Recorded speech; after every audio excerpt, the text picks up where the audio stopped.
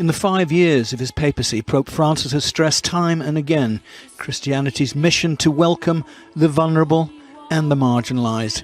And on Sunday, at this Mass in St. Peter's Basilica to mark the World Day of Migrants, Pope Francis invited refugees, asylum seekers, newly arrived immigrants and their families to join him in prayer to celebrate this special day, highlighting the fear and suspicion that has so often blighted the lives of those looking for a new start. Local communities are sometimes afraid that the newly arrived will disturb the established order, will take away from what has been long laboured to build up. And the newly arrived also have fears. They are afraid of confrontation, judgment, discrimination and failure. These fears are legitimate. Having doubts and fears is not a sin. The sin is to allow those fears to feed hostility and rejection.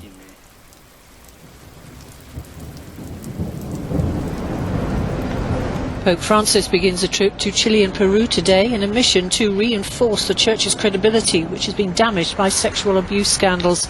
Security has been tightened in Santiago after a series of attacks on Catholic churches in recent days. This local resident says even though the media has been preoccupied with talking about the Church's polemics and especially about the figure of the Pope, I think that the most important thing here is to think about the message that the Pope will bring.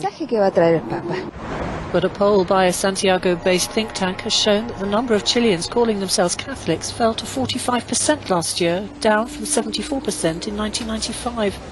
Last week, vandals attacked 4 churches, throwing homemade bombs that caused minor damage and leaving notes threatening the pontiff. On his visit to Peru, the second leg of the tour, Francis will also run into a destabilising political corruption crisis. A giant Christ statue in Peru's capital city, donated by the Brazilian construction company at the centre of Latin America's largest corruption scandal, was damaged on Saturday in a fire just days before the visit. A powerful 7.1 magnitude earthquake has struck southern Peru, leaving at least 2 people dead and several dozen others injured. No tsunami alert was issued, but residents in coastal areas were evacuated over concerns of further aftershocks. Noah Adam with the details. The epicenter of the quake struck offshore in the early hours of Sunday morning at a depth of 36 kilometers just southwest from the town of Acari. It also shook a string of towns in southern Peru, toppling homes, crumbling roads and cutting power. Officials said a 55-year-old man died in the town of Hualca after being crushed by falling rock. A second death was reported in the town of Bella Union, but further details are yet to be given. At least 65 people are also said to have been injured. Earlier reports that 17 people were missing at a collapsed mine were later withdrawn, with authorities saying there were no mining disruptions. There was also no tsunami threat, and though roads were damaged, ports and airports were reported to be operating normally. President Pedro Pablo Kaczynski visited the area to view the damage and coordinate response measures. The country's Prime Minister told reporters in Lima that the government would declare a state of emergency in the affected zones to allow for faster reconstruction of roads and homes. Earthquakes are common in Peru, but many homes are built with weak materials that cannot withstand them. Mount Mayon is one of the most active volcanoes in the Philippines, located about 210 miles east of Manila. Well, it decided to cough a little bit on Saturday, releasing steam and ash in what's known as a phreatic eruption. That was enough to get 3,000 people evacuated on Sunday, and an alert level 3 has been declared for the volcano, and that means a stronger eruption is possible within days to weeks. Again, it looks like about 3,000 people have been moved from the area. This is a pretty active volcano. We've seen 50 eruptions from this volcano over the last 500 years.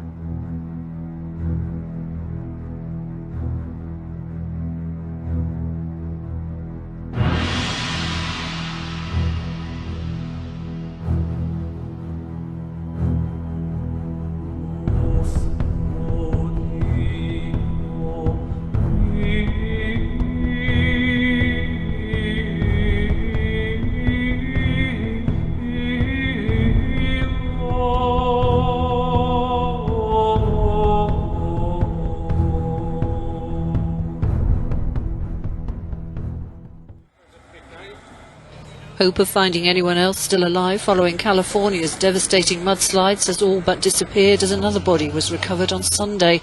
The death toll has now reached 20, with 4 people still missing.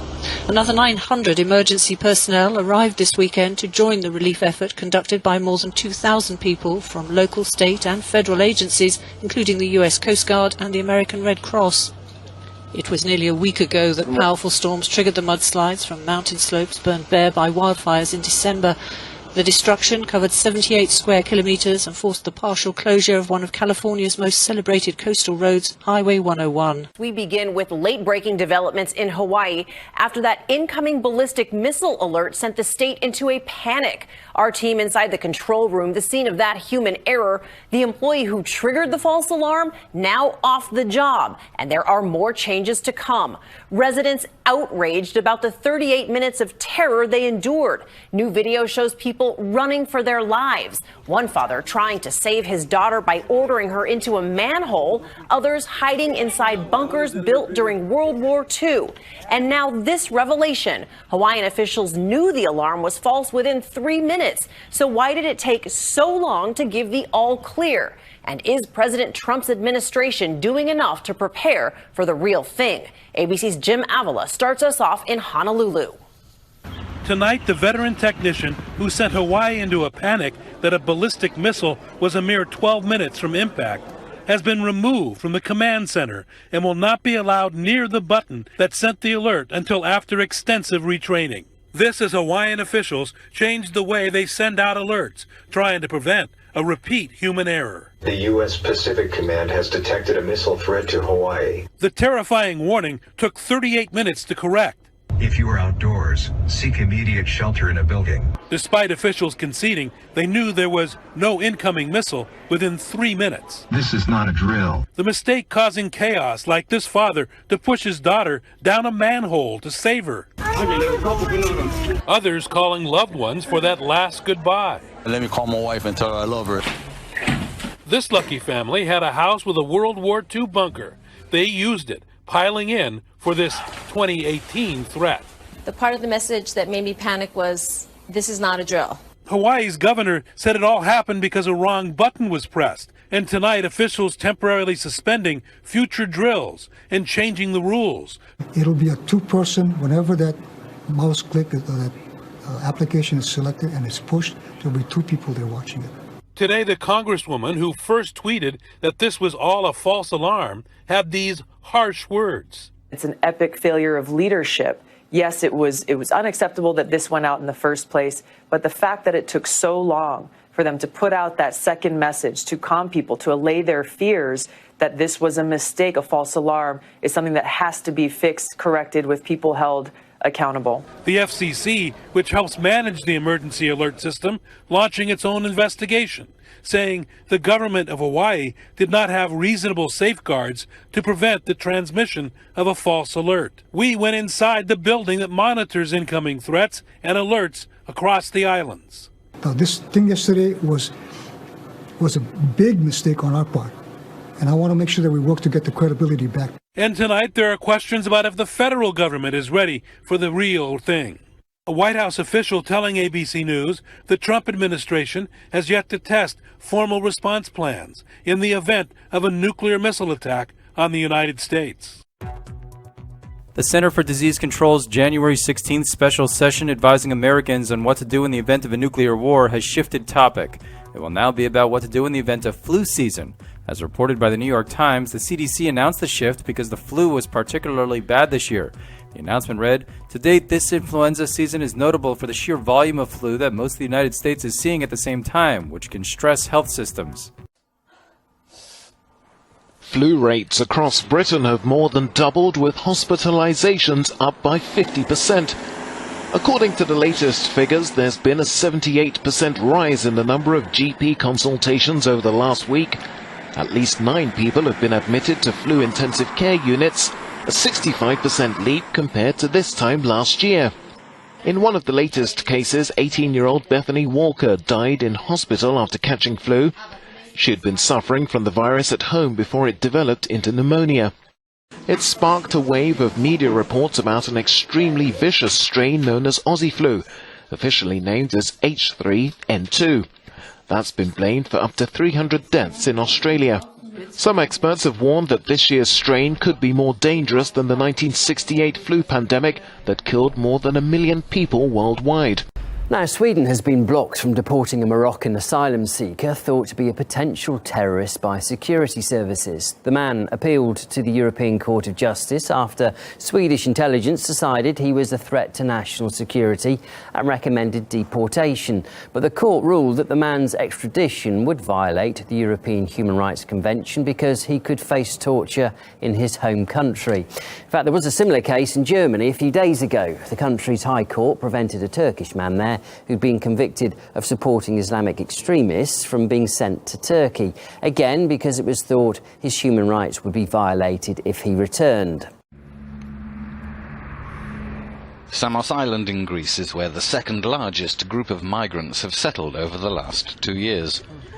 It's been hard for everyone, and while locals recognise the migrants' desperate plight, their patience is running thin. We complain, but they're victims. We try to show solidarity, but Greece is also in a difficult situation. Racism has no place in this matter. At Sunday Mass, the Pope focused on the migrant issue. Local communities are sometimes afraid that the newly arrived will disturb the established order, he said. We used to walk, run, do everything. Now it's not possible to go out at night. We can't even walk. Is that normal? Cultural differences with their hosts are bad enough, but tensions between migrants in the camps also boils over, leading to violence. There was a conflict between Afghan and Syrian boys. They are fighting together and then police arrest some of them. And it's just all this. The Pope insisted that the sin is to allow these fears to determine our responses, to limit our choices, to compromise respect and generosity, as he exhorted people to be patient a little longer. Military reinforcements are being ramped up in Crimea, despite last month's extension of economic sanctions on Moscow. Local media report Russia has deployed a new division of S-400 surface-to-air missiles on the peninsula, which it controversially annexed from Ukraine in 2014. This S-400 missile launcher allows us to locate targets in the range of up to 600 kilometers. So even when missiles reach the borders of Crimea, we'll clearly see them. The RIA news agency reports the missiles will control the airspace over the border with Ukraine. Russia claims their aim is to defend and protect the region. We've recently seen more frequent threats to our territory, including an attempted drone attack on our base in Tartus in Syria. So today's deployment of S-400 missile systems covers all the airspace over Crimea, and it makes it impossible for drones, planes or any other flying machines here. Interfax news agency reports the new system, known as Triumph, can be turned into combat mode in less than 5 minutes. The deployment is likely to escalate tensions in the region. In December, the US promised to provide Ukraine with enhanced defensive capabilities, said to include Javelin anti-tank missiles. Threatening military action for 2 days in a row, Turkish President Recep Tayyip Erdogan says he's ready to use full force to crush the YPG Kurdish militia in the district of Afrin in northern Syria. In the same way that we do not allow separatist terror groups to operate within our borders, we are determined to vanquish them on the other side of our border too. Ankara sees the YPG as an extension of the outlawed Kurdistan Workers' Party, the PKK, which has waged an insurgency in Turkey's southeast since the mid-1980s. The YPG, however, have been a key ally of the US-led coalition in the fight against the Islamic State group. Along with other allied militias, they control large swathes of territory in northern Syria, including the district of Afrin and the city of Raqqa. Their members are now to be included in a 30,000-strong border force, which will be trained by the US and its allies, a measure criticized by Turkey.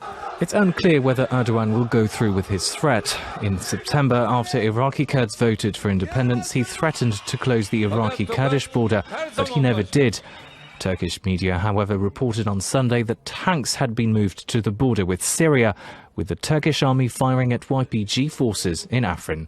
In Syria, unconfirmed reports of a chlorine gas attack against the rebel-held enclave outside Damascus. The BBC reports people in besieged eastern Ghouta reported a smell of gas after a missile strike. Health workers say 6 people were treated for minor breathing problems. The Assad regime has besieged the enclave's 400,000 residents since 2013, prompting a major humanitarian crisis. The enclave is controlled by jihadist groups who use it as a base to fire missiles at the capital, Damascus. They are risking their lives to bring freedom to Iran. Iranian protesters from the streets telling Fox News they thank President Trump and the American people for supporting their uprising against the theocratic regime in Tehran. We interviewed the activists in Iran through a social media app, hiding their location. They do not want us to use their voices out of fears of reprisals. One protester told us, quote, "We thank you, President Trump. We call on all of the supporters of the people who oppress this regime from different fronts to put pressure with you and overthrow with us." The protesters we talked to were blunt. They will not give up, they vow, until the hardline regime is toppled. Iranian people want to achieve a democratic and independent government and play a role in it. In Iran, taxis and buses and public places, you heard people talking that they are happy that the United States and President Trump is actually taking actions on the side of the Iranian people. And as you know, the overthrow of this regime and establishment of a free country is in the interest of the entire world. Another activist texted us his answers to our questions. The president called the Iranian regime, quote, brutal and corrupt. How important was that to hear for you? He wrote, quote, he is correct and we approve of what he spoke. He should help the Iranian people. We need internet because the internet in Iran is banned. We ask President Trump to convince European Union to ban the mullah. The protesters are members of the banned opposition group, the National Council of Resistance of Iran. Its leader, Maryam Rajavi, has been directly blamed by the government for the unrest. Supporters have defiantly displayed banners with their photograph. The reason, one told us, quote, we have no life in Iran. Our life and death is equal. We have nothing to miss. We want freedom. Just poverty, unemployment, and corruption is the result of the mullah regime. Another was very clear. These uprisings have just begun. People are not at all willing to give up. Their patience has come to an end, and they have nothing to lose. Nobody wants to go back. We want to go forward. People want a free republic. That is what people have been chanting. We know that we need to be at risk for a revolution. This is an inevitable revolution, and we accept it. The protesters also called on President Trump to impose more sanctions on the regime. Those on the streets say they are looking toward the U.S. for inspiration and more help. Israel says that it has just totally destroyed a new terror tunnel believed to be used by Hamas in southern Gaza. Unlike past tunnels discovered and destroyed by the IDF, this one is astonishing in both its sophistication and build, and the fact that it extended hundreds of meters into Israel as well as into Egypt. This is the third terror tunnel destroyed by Israel in as many months. Perhaps not so ironically, the tunnel ran underneath Kerem Shalom crossing, where hundreds of trucks cross in and out of Gaza every day, carrying humanitarian supplies. The IDF shut down the Kerem Shalom checkpoint in order to launch its operation. Unlike past tunnel demolitions, Israeli jets pummeled the tunnel inside Gaza borders from above. Though Hamas denies the tunnel was used for terror, Israeli intel says otherwise, especially considering it extended all the way into Egypt, where weapons could easily be smuggled through. Top IDF officials confirmed that this was, quote, a significant asset, and even say that more tunnel demolitions are on the way. Israeli Defense Minister Avigdor Lieberman has perhaps said it best, though, saying, quote, the message to the leader of Gaza and its citizens is clear. Invest in the sanctity of life and not in digging your own catacombs, end quote. A member of the Palestinian group Hamas has been hurt in a bomb blast in the Lebanese city of Sidon. According to security sources, the targeted official was Mohammed Hamdan, who's also known as Abu Hamza. No one has claimed responsibility for the attack, but a Hezbollah media station says he was being tracked by Israel. Footage of the explosion's aftermath showed his destroyed car and a huge column of smoke sent into the sky. Witnesses say the victim appeared to have been wounded in the leg. Health officials say he's lucky to be alive and is being treated for slight injuries. Sidon, which lies some 40 kilometers south of the capital Beirut, is home to 2 of Lebanon's 12 Palestinian refugee camps. Just 6 months after Narendra Modi became the first Indian Prime Minister to visit Israel, Prime Minister Benjamin Netanyahu is making a reciprocal visit. The 5-day trip underlines the strength of the relationship between the two countries that only formally established diplomatic ties 25 years ago. Netanyahu's visit is the first by an Israeli Prime Minister since 2003, and today is the second day of that trip. Like Modi's visit to Israel last July, the trip will focus more on economic and technological cooperation and development than on regional issues. H&M has closed all its stores in South Africa after protesters reportedly damaged several of them. The protests were in response to an ad widely called racist. Videos showed people said to be members of South Africa opposition party Economic Freedom Fighters marching through H&M stores. Images showed damaged merchandise and toppled structures. The ad in question first came under fire last week. It showed a black child wearing a shirt with the words "coolest monkey in the jungle." A white child was depicted wearing a shirt that read "survival expert." Many people voiced their disapproval of the ad, including rappers The Weeknd and G-Eazy. Both said they would no longer do business with the company. Artist Kervin Andre created a widely shared version of the ad with the shirt that read "coolest king in the world." H&M has since apologized for and removed the ad. One of Britain's leading girls' schools has decided to stop referring to its pupils as girls now in a controversial move to adopt more gender-neutral language, seems. Altrincham Grammar School for Girls defended the policy, saying it's trying to break ingrained habits here. It's got the best intentions, it says, to help students with gender identity issues, adding that we welcome and celebrate diversity. Although the move's got people wondering, of course, how the girls' school should now be described.